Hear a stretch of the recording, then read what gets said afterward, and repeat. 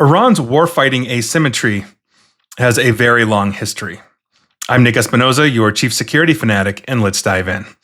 Now, Iran does have a long history of asymmetrical responses to the United States over the years, but some news that was reported about a week before the US and Israel launched, I think is a good primer for what we're talking about in terms of Iran's history. Now, this is coming from February 20th, about a week or so before the actual strike started, from Aniak Bao of CNBC. And basically, Bao reported that a federal grand jury indicted 3 Silicon Valley engineers on charges of stealing trade secrets from Google and other tech companies and transferring that sensitive data to Iran. This is according to prosecutors that are basically bringing the charges. So Samineh Gandali, age 41, her sister Soror Gandali, age 32, and Mohammed Javad Khosravi, age 40, all residents of San Jose, California, were arrested that Thursday, about a couple of weeks ago, and appeared in federal district court the same day. Now, the indictment identified the defendants as Iranian nationals. Soror was in the U.S. on a non-immigrant student visa. Samineh later became a U.S. citizen, and Khosravi, her husband, became a U.S. legal permanent resident. Prosecutors said that Khosravi previously served in the Iranian army. Now, this trio faces charges of conspiracy to commit trade secret theft and attempted theft of trade secrets, and obstruction of justice. This is according to the U.S. Attorney's Office for the Northern District of California. Prosecutors allege the 3 defendants exploited their positions at leading tech firms that develop mobile computer processors to obtain hundreds of confidential files, including materials related to processor security and cryptography.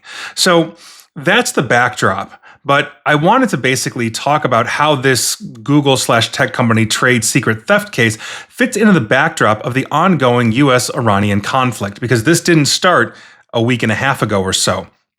So first, I want to talk about essentially the incident that happened here, because this is a classic pre-war economic espionage, and Iran has a pattern of these. Now, in general, this type of this type of high security intellectual property theft activity fits a long-standing pattern seen before and during geopolitical conflicts, where states seek to basically close technological gaps with adversaries by covertly acquiring that kind of intellectual property. Remember, Iran has been essentially in a de facto embargo for decades, and so they basically resort to a lot of these different kinds of things. And to be very clear here, military capability is basically increasingly depending on advanced semiconductors and cryptographic systems. So if a country cannot easily build these technologies domestically due to sanctions or just simply industrial limitations, then espionage becomes that shortcut to try to catch them up. So basically, Iran,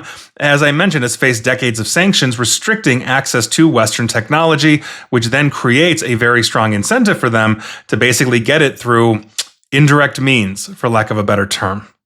On top of this, semiconductor technology is now considered a strategic military asset. The stolen information reportedly relates to processor security and cryptography used in modern chips. This is considered dual-use technology, meaning that it has both civilian and military applications.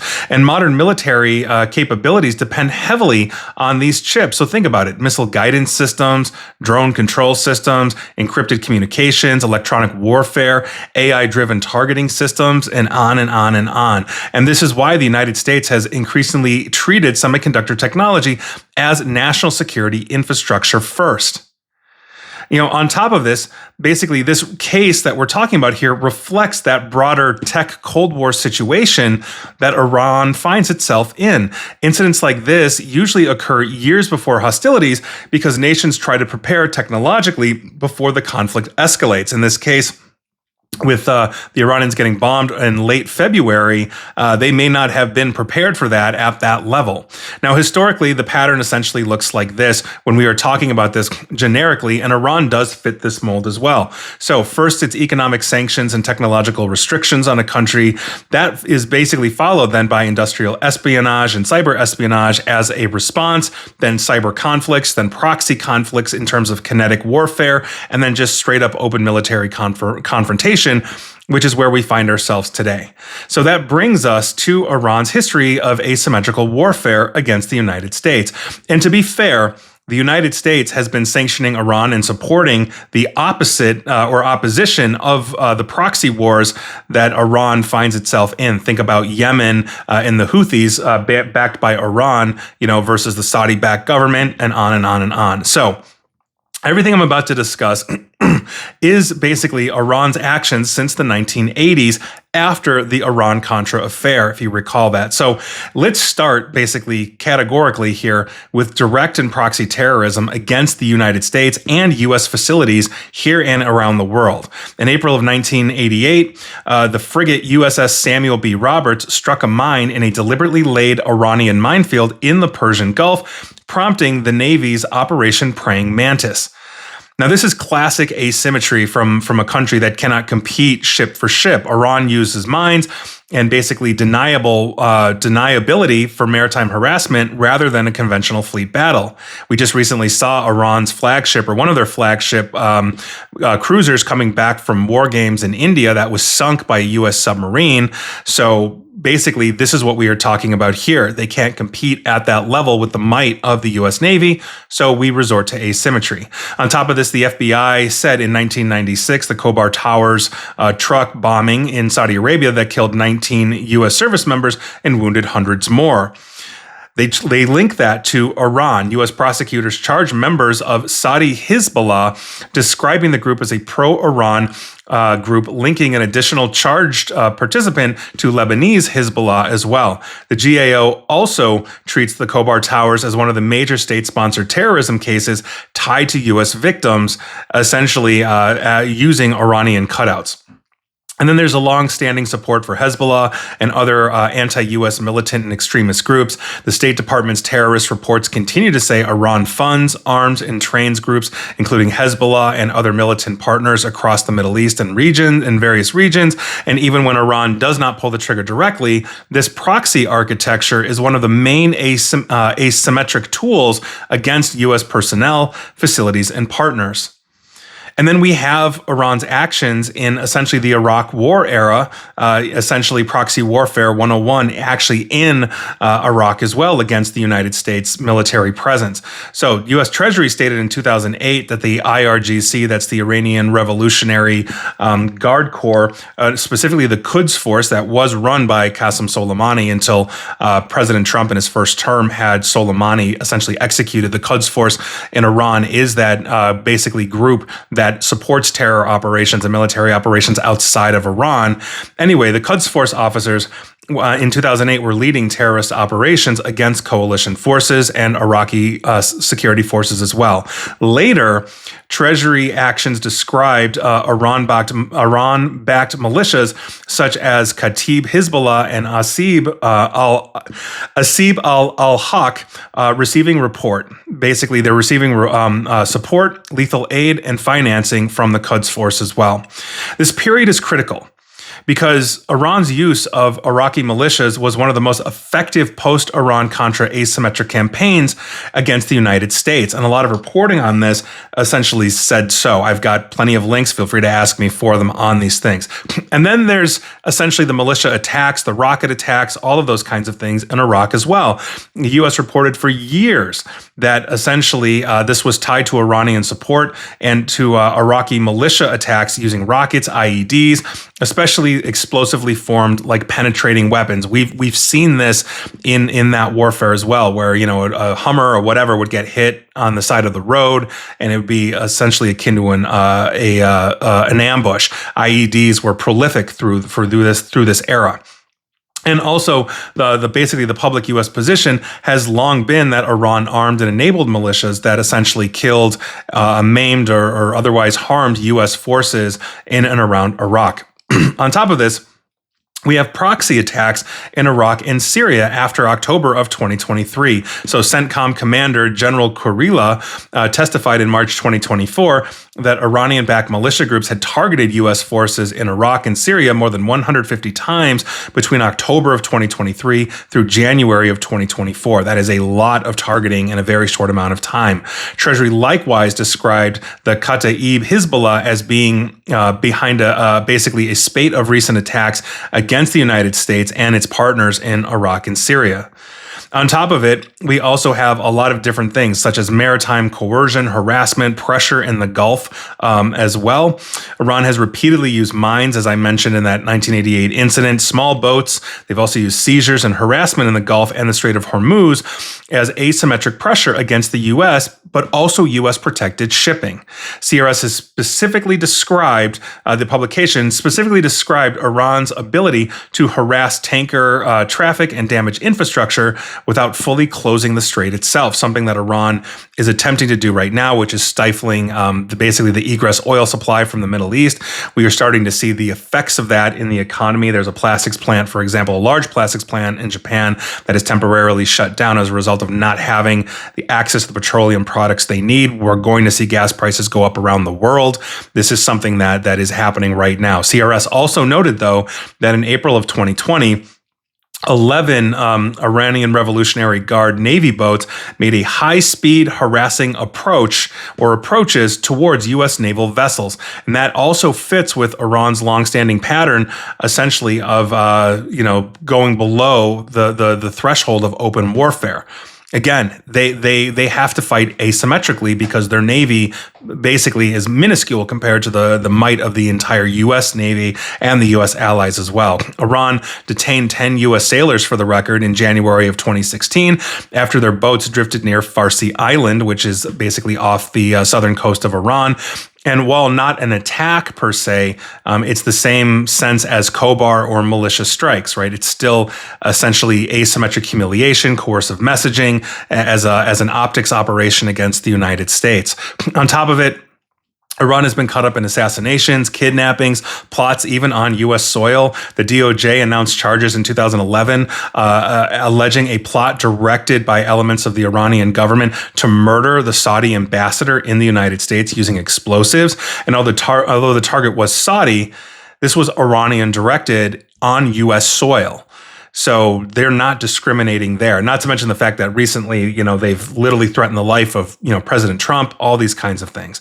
On top of this, the DOJ charged Iranian intelligence operatives in a conspiracy to kidnap a U.S.-based journalist and activist, Masih Alinejad, from New York.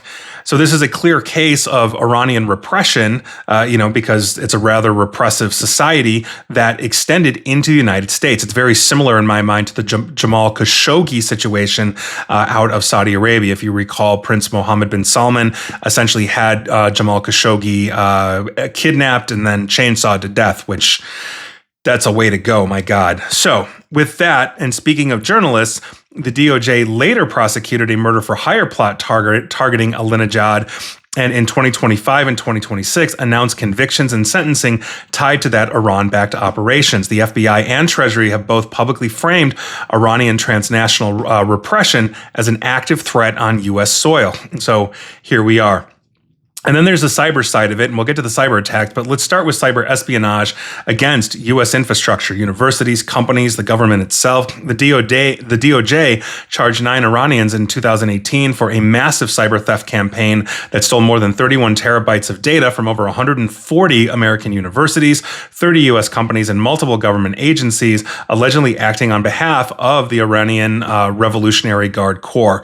This is considered one of the clearest public documented examples of large-scale cyber espionage by the Iranians against the U.S. and U.S. infrastructure. CISA, that is the Cybersecurity Infrastructure Security Agency, their threat overview of Iran says that U.S. and partner governments have attributed basically intrusions against critical infrastructure organizations to Iranian cyber actors. ODNI, the Office of Director of National Intelligence, they had a 2025 threat assessment that also said Iran conducts cyber operations against U.S. targets for espionage and strategic strategic advantage.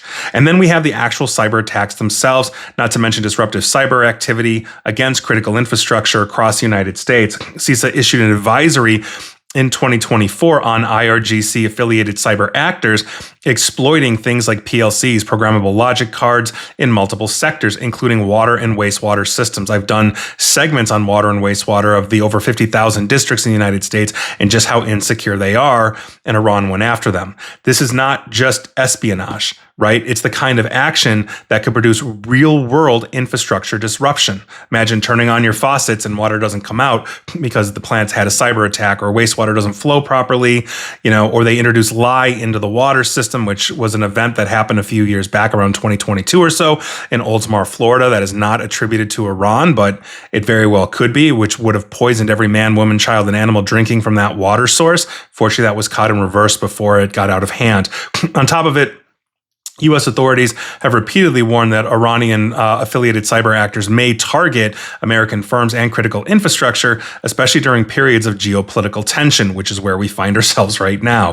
DHS and FBI have both highlighted essentially homeland risks from Iranian cyber operations.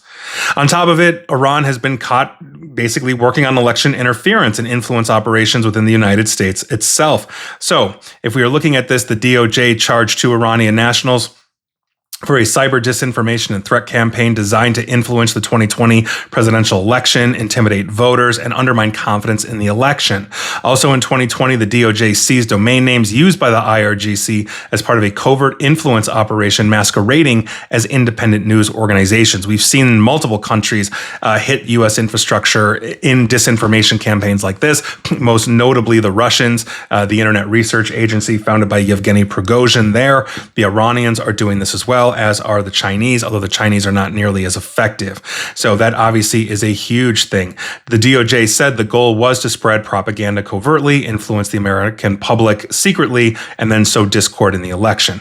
In 2024, the DOJ indicted 3 IRG cyber actors for a hack and leak, quote unquote, operation designed to influence the 2024 presidential election, alleging a broader IRGC-backed hacking conspiracy targeting current and former U.S. officials. This actually shows continuity for Iran, interestingly enough, because basically they're using cyber means to shape or try and shape U.S. politics and erode public trust, and not just steal secrets from governments and corporations alike here. On top of it, espionage, intelligence collection, insider cultivation, these are things that they have been doing for years and years and years. The FBI's Iran threat page describes a regime as a threat across cyber, foreign intelligence, and terrorism as well. And in practice, this typically includes classic espionage tradecraft, right? So we're talking about cutouts, proxies, all of those things, intelligence collection against U.S. persons, and then efforts to target critics and officials alike. So Iran also finances terror. They sanction, basically, or they try to evade sanctions, and they have built covert logistics networks around the entire world. So Treasury has repeatedly sanctioned, essentially, front companies, airline links, militia financiers, and the laundering networks that support the Quds Force Brigade outside of Iran, as well as the IRGC, and also Iran-aligned militias in Iraq, Syria, and Lebanon as well. This financial layer actually is incredibly important if you think about it, because this is Iran's asymmetric model, basically dependency, right? Because the covert movement of money, weapons, and material is basically what they can do, as opposed to a conventional ground war-to-war fight, which is what they find themselves in right now. Also, they've tried to evade banking laws for years. The Treasury in 2024 had an action against Al Huda Bank, describing it as a conduit for terrorist financing by Iran. And those kinds of channels, for the record, are not side issues here. They're actually really core. They are enabling basically proxy and covert ecosystems, that Iran would use against U.S. interests. And outside of all of this, the DHS also warned in the wake of the June 21st, 2025 bombing of Iran. If you recall, the United States and Israel bombed Iran to try and take out its nuclear program. Basically, DHS warned of a heightened threat environment in the United States related to that conflict, including possible violence and cyber attacks. And even when Iran does not directly conduct incidents themselves, the U.S. government clearly assesses that Tehran and its ecosystem can generate homeland risk through what I've just mentioned: proxies, sympathizers to their cause, cyber actors, the propaganda and disinformation campaigns that they're running. And so think about it this way. Iran has consistently preferred asymmetric competition over direct conventional warfare, right? They've historically relied on proxies and covert action and cyber operations and maritime coercion in the Gulf and the Strait of Hormuz and all of that, and intelligence work and disinformation and all of these things, not to mention repression across the world as they are trying to capture the journalists that write negatively about them. And they do this not just to impose costs on the United States, but also to put pressure on U.S. partners. And so whether you love or hate this new Iranian war, and I always say cybersecurity is agnostic to politics, but we're not immune from it, we have to expect that everything I just talked about is what Iran is going to do, and they're going to do at a larger scale. But I also think we need to prepare for actual terror attacks on U.S. soil from Iranian terror cells and their allies, their cutouts, all these kinds of things. This is coming, and there's been a lot of reports and heightened alerts from intelligence agencies, whether the reports are published or not, saying we have to prepare for this, so we should. This is now a whole new world. And please like, share, follow me here on Facebook and Twitter at NickAESP, and please feel free to subscribe to me at YouTube and all of the other places. I'm totally losing my train of thought today. And as always, stay safe, stay online, and please, please, please, don't say private, informed, and secure. Take care.